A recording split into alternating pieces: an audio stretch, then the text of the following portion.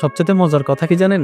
কোনো বান্দা যদি নিজে থেকে চায় আমি পরিবর্তন হব, সে ছেলে হোক কিংবা মেয়ে হোক, সে যদি অন্তর থেকে সে যদি এতটুক চায় আমি পরিবর্তন হব, আল্লাহ পাকও তাকে পরিবর্তন হওয়ার জন্য সাহায্য করেন।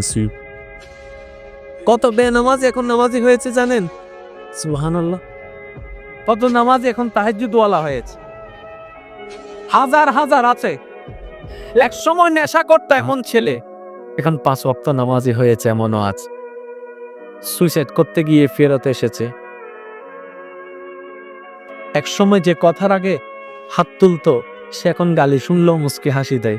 তো বন্ধুর একদিন তাকে জিজ্ঞেস করে, কিরে নেতা, তুই না কথা বলার আগে হাত তুলতি?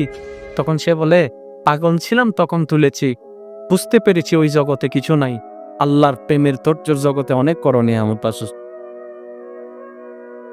এত বড় বড় সফল ব্যক্তি যদি ছোটবেলায় লাথি খাইতে পারে, আপনি পারবেন না কেন?